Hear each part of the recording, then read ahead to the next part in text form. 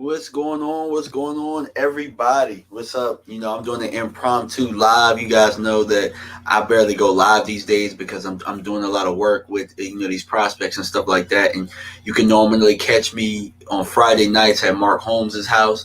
Uh, and that's probably going to stop coming shortly because I just got back to coaching high school football. So our games are on Friday nights. Actually, our first game is tomorrow, and actually we're gonna be streaming. So if anybody is interested in watching the team that I coach the receivers at the high school that I coach at, and we're playing our first game tomorrow. So if anybody is interested, definitely let me know, and I'll shoot you the link, or you guys can go ahead and subscribe, and you can tune in and watch some of the you can watch some of my kids, and you can actually see me coaching in action. You'll probably see me on the sideline, yelling at my receivers about their alignment and all of that type of stuff. What's going on, Easy Tube Cowboys fan? How y'all doing? I appreciate y'all tuning in on this Sunday evening. Normally, there's some football games that had been on, but it's the off season. So, what is there to talk about? There's to talk about these draft prospects, and March 9th is a very important date. And I'm going to do a video on that coming up about the Dak Prescott situation. But, I mean, we still can talk prospects. And I'm going to give off a list of my top 10 prospects for the number 10 pick this year. You go back to work tomorrow? Yeah, they're letting the kids back in the schools. My kids are going back in the schools too. So without any further ado, let me get into this list. So my number 10 is Nick Bolton. I did a video on Nick Bolton not too long ago. If you guys haven't had a chance to check it out, Nick Bolton is an old-fashioned Mike linebacker. He's very tough. He hits. You know what I'm saying? He tackles. When he hits you, and he's a very good tackler. He's very good at coming downhill. He has some skills when it comes to some pass coverage, limited skills, but nonetheless he has some of those skills. So Nick Bolton is number 10. Number 9, I got Caleb Farley out of Virginia Tech. For me, I know that a lot of people like his athleticism at the corner position. I like his athleticism too. I like his ability to play man press and just get his hands on you and things of that nature. I think that he has some solid skills that could translate to the next level. I'm not the person that's going to say Caleb Farley should be number 1. I know that a lot of people say that, and I think that when people do that, I don't think that they're really, really watching the film as much as they say they are. They're just going by what other people tell you. But I think that I would have liked to see Caleb Farley play this year. Him being a year off, and the tape that is left out there, I think that there's some left to be desired.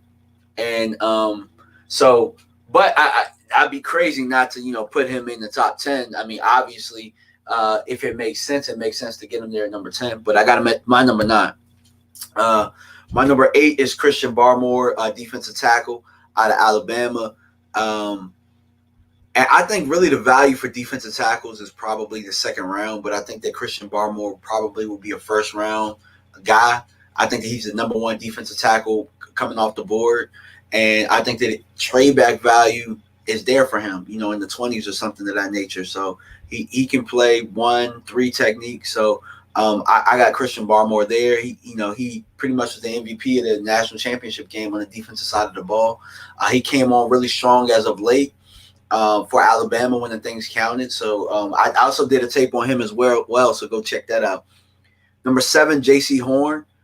J.C. Horn out of South Carolina. I did one on him as well. For the most part, you're going to find a common theme that I did something on everybody. Caleb Farley, I did one against him and Patrick Surtain, but J.C. Horn got his own video. J.C. Horn did some really good things. He's the son of Joe Horn. I think that he's going to be a shutdown corner at the next level. His skills will translate. I know that a lot of people are talking about how handsy he is and all that stuff. They won't tell you how good his feet are, though, and they won't tell you how good he is in zone coverage. So some of those things, some of my counterparts see one thing, I see another. I see J.C. Horn is a pretty solid player, so I got him as my number 7. You're probably like, damn, you got him number 7 and he's so high on him. My number 6 is Patrick Surtain, and I know that a lot of people are going to say that Patrick Surtain, he's not that fast. He doesn't have, the speed. He doesn't have the speed and all of those type of things. But for me, I really like Surtain's technique. I like his brains for the position, his IQ. He got beat. He got beat a couple of times this year. But the most important thing is that he played this year, and he played against top level talent week in, week out. The year before when they played LSU. And see, this is how I know a lot of people didn't really watch that LSU tape. They talk about how he got killed by Jamar Chase, when that was actually the corner we have now, Trayvon Diggs, that was getting tore up. And the times that, Surtain was lined up against Chase, he did pretty well against him. He had better tape in 2019 than 2020, but, the thing is that, he has good technique for the position. And, I trust his pedigree. And in all honesty, if we're looking at Alabama, their front seven is always strong. So the way to get at them is to try and pass. So I think that you probably have more chances to beat him than you would trying to run the football or that nature. But to me, Surtain at the position is the most technically sound in the draft, period. From the corners that I have watched. From a technique standpoint, I'm not really huge on the whole, you got to run a 4-2, 4-3 type thing. If you can give me a 4-5 and you're technically sound, I'm good with it. He's tall, he's long. Him and Caleb Farley are about the same size. So I go with technique over athleticism there. And so I got Patrick Surtain as my first corner off the board. So notice, we're at number 6 now, and I still got 5 people ahead. Because to me, I don't think that the corner position really is something we should draft at 10. We were 10th in the league. We were 11th in the league against the pass, but 31st against the run. If anything, I think sure enough the middle is more of the priority. But, so many people trying to give us a corner every year. We got a corner last year. But if you look at our history of getting first-round corners, for the most part, we don't even start them right away.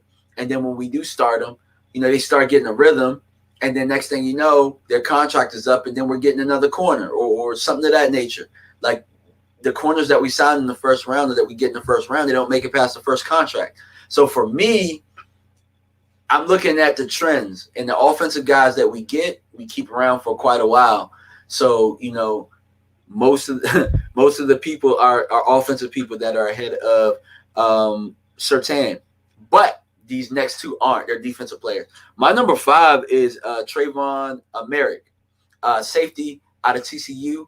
I wasn't high on him at all in the beginning. I promise you, I'm flying until I did the film study and actually understood what his role was for TCU. Because for me, I still believe that the best safety on their team is probably Washington. If Washington was 6 feet, he's number 1 on this board. But I understand what it is, and he's more of the center fielder, Washington. But the guy that's up at the box, that's making some of those plays, is Merrick. The only drawback that I had against Merrick is really, I like to see him diagnose more, but a good coach can bring that out of him. Other than that, he's a really, really solid player, really solid prospect. I can't find anything more than that. The guy can tackle. He can fill an alley. He takes great angles. You know what I mean? Like he makes plays, man. So he's a really good player. And so I got him at number 5. My number 4 is Jeremiah Owusu-Koramoah, linebacker from Notre Dame.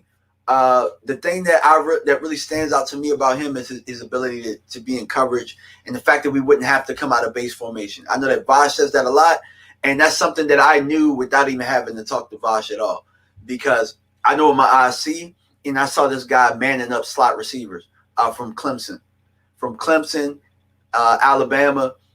I seen him reroute Devontae Smith on a slant route by himself.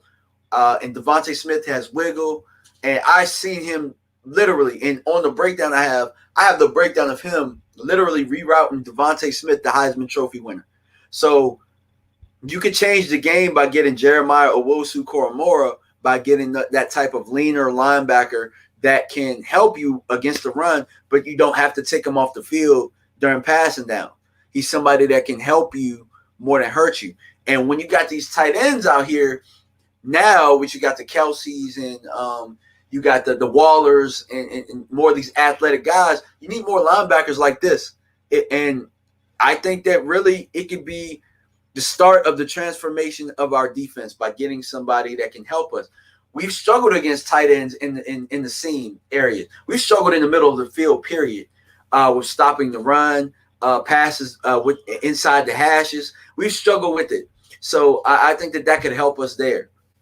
Number 3 is my guy, Kyle Pitts.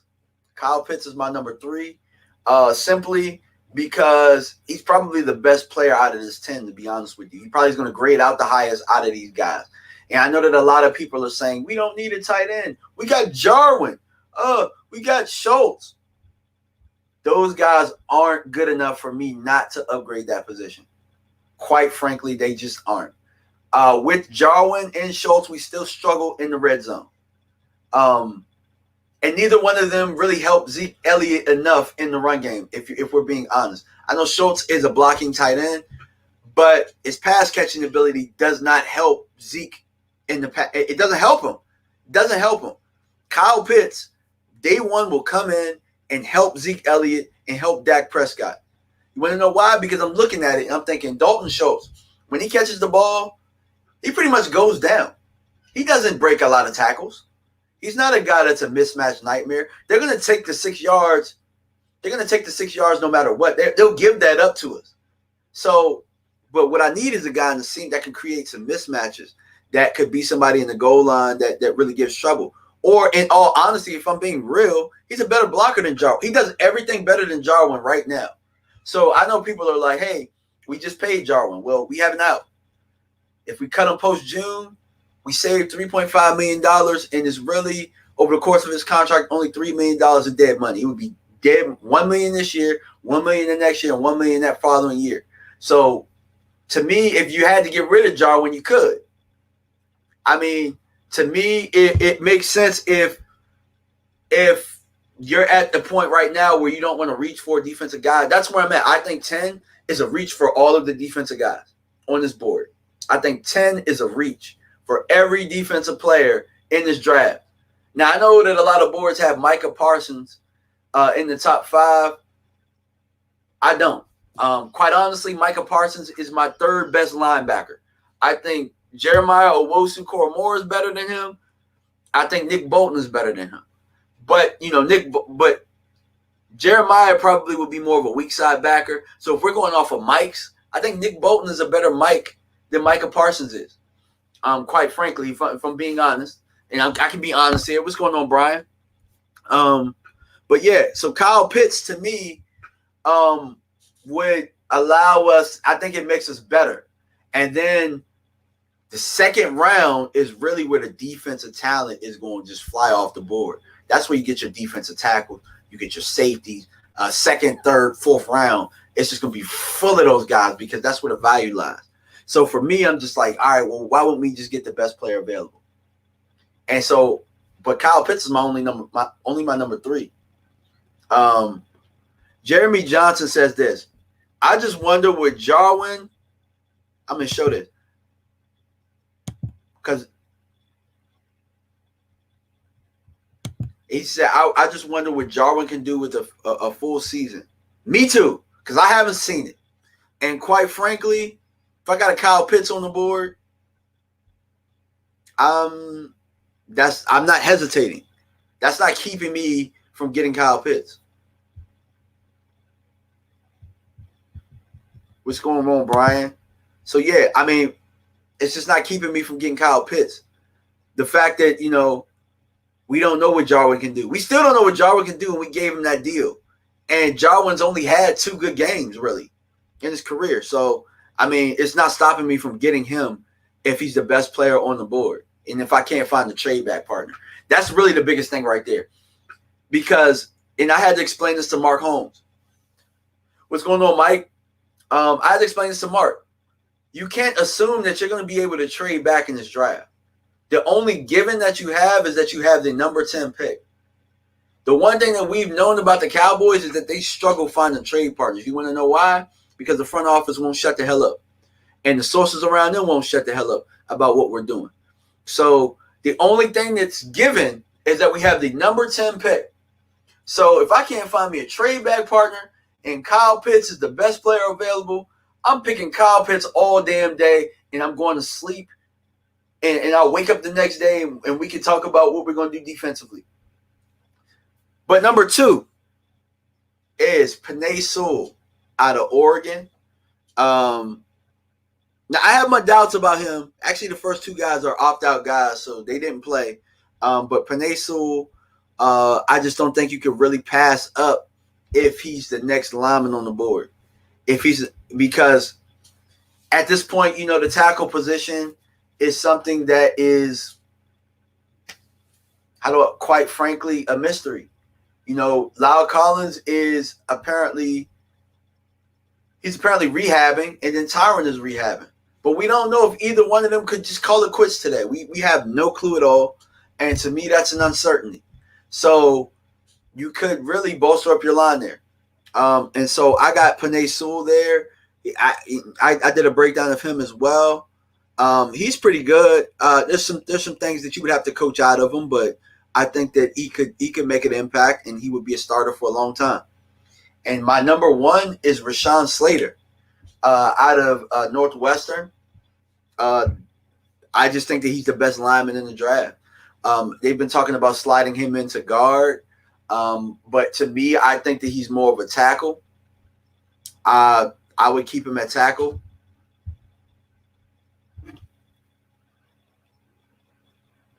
I don't know what the heck just happened.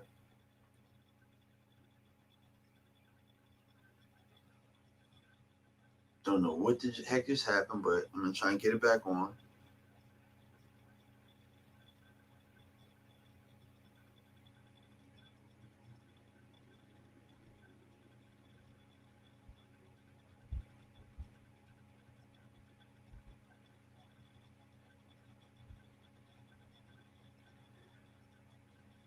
Sorry about that, having some technical difficulties. If you think Mark is broke ass media, your boy over here is strugglesville, man, because this computer does not cooperate all of the time.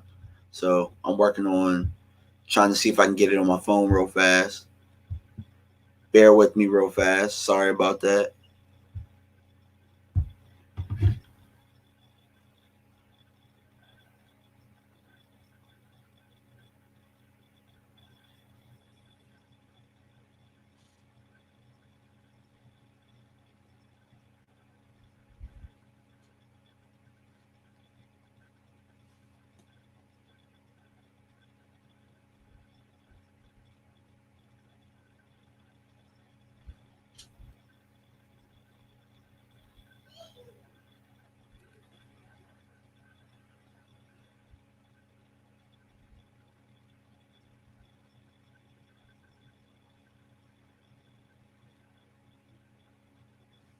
What's going on? Sorry about that. Let me get this echo out of here. All right, cool. I'm back. Sorry, guys. My laptop kind of froze up a little bit, so let me get back. Appreciate it, Lamont. The super chat. Appreciate it. Thank you so much. What if Waddle and Pitts is on the board? If Waddle and Pitts is on the board, I'm going to go with Pitts there. Just simply because it kind of, while I know that, I just don't think we need a receiver right there. You know what I'm saying? Like, tight end, to me, is something that we could upgrade there. We haven't really invested much in the tight end position. To me, we've been treating the tight end like a stepchild. And we just think, we can put anybody there or later round picks there. And I just think that, over the last couple of years, that's been a need. If you guys have been watching my draft coverage over the years, I've been saying tight end for years. And for some odd reason, the draft experts always have us picking a damn corner. Like, they're just not in touch with what we need. But To me, I think the tight end could help us in the red zone. I don't think Jason Witten helped us in the red zone over the years. He hasn't helped us in the red zone since he really lost that athletic ability. Um, and really, Kyle Pitts is really just a receiver that can block pretty well for the tight end position. Um, so I would go Pitts there just simply because I think Pitts helps our run game a little bit more with the play action and being able to block. So thanks, Lamont, for the question. Cowboys fan said, what pick are we in the second round? I think we're number 46. I think that's our pick right there. Mike Jones says, I'm stuck between Pitts and Pat Surtain and Rashawn, bro. Quite honestly, I'm stuck between Slater and Pitts myself. Pitts might not even make it to us. I think Rashawn Slater will make it to us though. For some odd reason, I think Slater will be there. If push come to shove, if you can find a trade partner, and Pitts is there, and Slater's there, and all three are there, I say you trade back. Because then you can secure another second round pick, and securing another second round pick gives us more ammunition on the defense. That's what I would do there. If I'm the GM, if I could find a trade partner, if not. Again, Rashawn Slater's my number one today, but that could change, because it's really, really thin between him and Pitts. And quite honestly, while I have Penei Sewell number 2, I mean, I don't think he's a better player than Pitts. I don't. Rashawn Slater though, the only thing is, I think Rashawn Slater out of the guys that I named is probably the only one that you could compare and say is a better player than Pitts. The only thing is that Slater didn't play for a whole year. And this is my argument against tackles or against, Sewell or him or Parsons or Farley. Those guys didn't play this year. So those guys are going to have to get acclimated to football again. And keep in mind, it won't be a normal year for the rookies. These guys aren't going to be able to just go to OTAs and be able to work out all of the kinks and things of that nature with how COVID is and them trying to keep athletes from being sick. So for me, I'm leaning more towards Pitts here because he played. And I know that he starts from day one. I don't know that Slater and Sewell start from day one, just simply because they took a year off. Secondly, we would have to reshuffle the line. And reshuffling the line again during it would have to be virtually at first. And then you would have to get these guys that haven't played a year and see where they're at physically.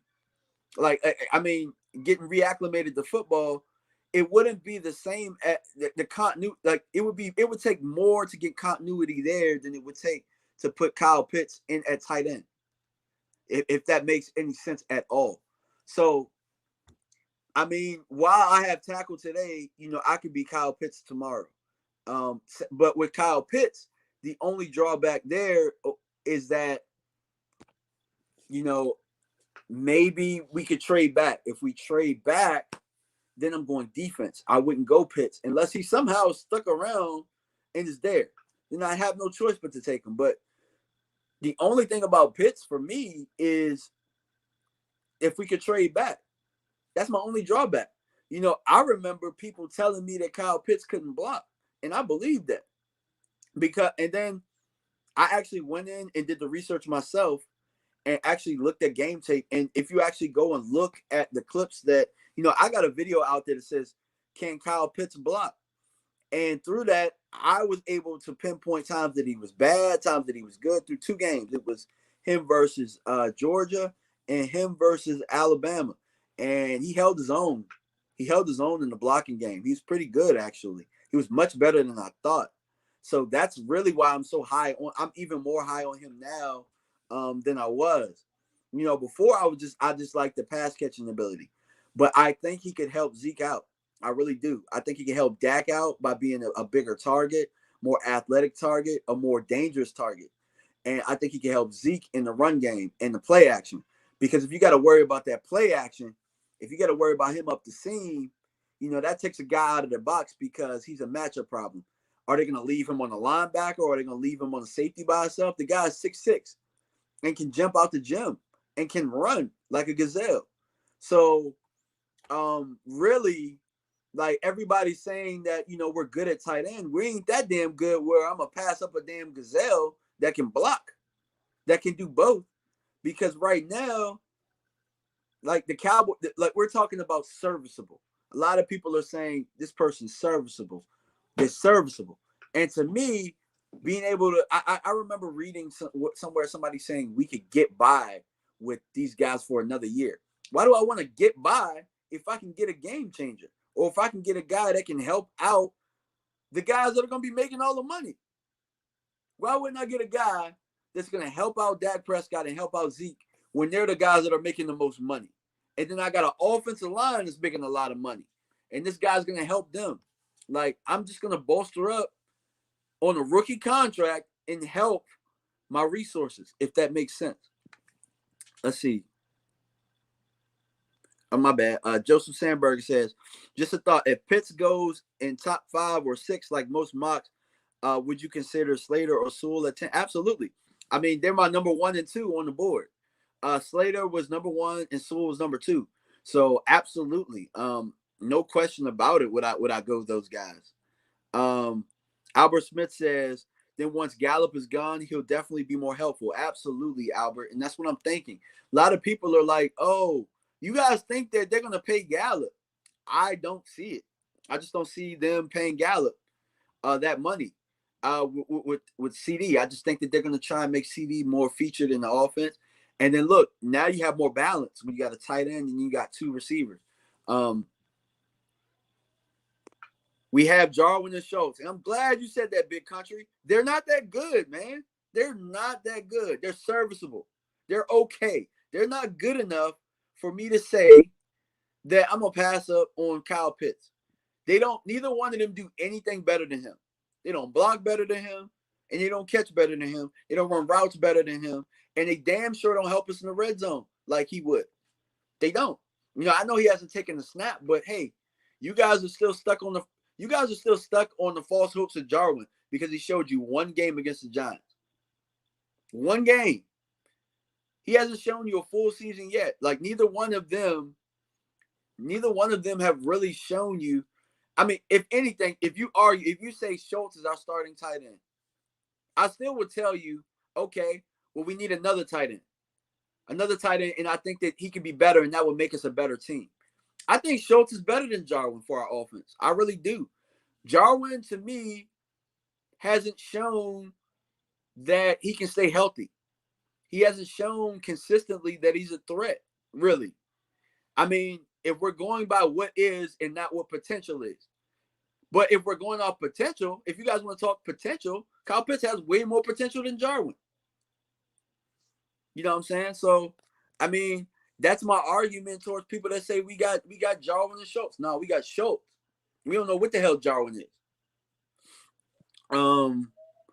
See, Tim Noggin says Sewell is a day 1 Pro Bowler, best O-line prospect in the last 5 years. I disagree, Tim. I think Slater's a better player. If you go look at my breakdown, Sewell has highlights, but he doesn't bring that every play. As a matter of fact, he has a lot of trouble with driving his feet. He stops his feet. He don't bring that. The only time he really brings that like that is when he's in open space against DBs. But for the most part, I've seen linemen. I've seen him stalemate him as big as his ass is. I've seen him really get his feet stuck in the mud. I think that a good coach can bring that out, but I don't think that he's a day 1 Pro Bowler, and I really don't think that he's all that. I think that he's a good player. I think that he has a high ceiling. Slater does everything better than him besides be bigger and maybe, hit people in the open field like he does, which are probably DBs. Let's see. I won the defense at number 10, cornerback Pat.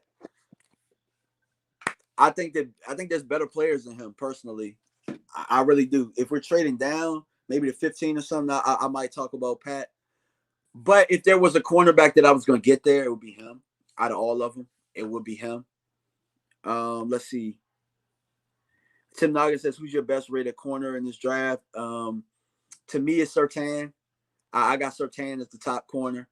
The guy from Kentucky jumping up the board, Joseph. I like Joseph a little bit, but I'm not gonna say he better than Surtain. I'm not gonna be like Vach. I know Vach has gone on the limb and said that's his corner 2 right now. I think that Joseph is pretty good. Asante Samuel Jr. is pretty good for me. J.C. Horn is my second. So if I had to go top 5 off the top of the head, it would be Surtain, Horn, probably between Joseph and Asante Samuel Jr. And then I would go Farley. I think Farley's 5 to me. And it's not because of anything he's done in man coverage. He's pretty good in man coverage. I don't think that he's that great in zone, and he took a year off. Taking a year off, all these other guys played. You know what I'm saying? Like, all these other guys played. And the last tape I have of you is you struggling in cover 3. So, I mean, I'm not just saying these things because, like, I've actually gone in and looked at the film, and, you know what I'm saying? Like, I'll see. The one thing that about me as a coach and as a player when I did play, I'm a tendency guy. So I'm really good at reading tendencies. So I can see when you're like, it to the blind eye, it might look good. But to me, I'm like, I see you. I see what gives you trouble. And zone coverage right now for Farley gives him trouble. And guess what we are? We're going to be – Dan Quinn is our defensive coordinator now. So – him struggling against zone really doesn't help us, right? If we were more of a man type team, more of a man scheme where, we had a built up front 7 that could hold their own, that might be a little different. But if we're going off of, and maybe Caleb Farley for other teams is better, but for us at this juncture, probably not. Joseph Sandberg said, "Have I watched the tight end from Miami?" Nah, I haven't, but I will. I've heard some things about him, so I will. I won't sit here and lie to you guys and say that I've sat here and watched a whole bunch of people. The tight ends that I've watched Pat. I don't know how to say his name from Penn State. He's okay. Hunter Long is pretty good. Actually, no matter what, I'm looking to get a tight end in this draft. We have 10 picks. Why not? You know what I'm saying? And if they're better, like I think Hunter Long is better than our tight ends right now. So that's why when people say to me, we got Schultz and Jarwin, like Hunter Long is better than both of those guys. And he's probably slated to be a 3rd or 4th round pick. Mike Jones said, look at tight end from Georgia. Yeah, McKitty is definitely a sleeper. He's a guy that when I do mock drafts, I'm always looking for him later on. I saw him in the Senior Bowl. I really like McKitty. I know that Georgia didn't do a lot with their tight ends in the passing game, but McKitty is definitely a sleeper. And, guys, I got to go because, it's almost 8 o'clock. I'm going to get ready to eat dinner, but I just wanted to jump on with you guys real fast and give my top 10 list. And, let me know what you guys think. If you're watching the playback, let me know it's a playback. Let me know if you agree, if you disagree. It's cool. We can always have football debates over here on my channel. You know what I'm saying? Like, I don't get butthurt when people have different opinions and stuff of that nature. It's all good banter back and forth. Oh, man. Oh, let me see. Super chat before I go. David Wiley said, appreciate the super chat. Thank you so much. Would I take Pitts over Ertz? Yes, I would. At 10, I'm going with the younger guy that I think will be around for a longer term. So, yeah, I would go Pitts over Ertz. But, hey, appreciate you guys for tuning in. I'm out. Peace.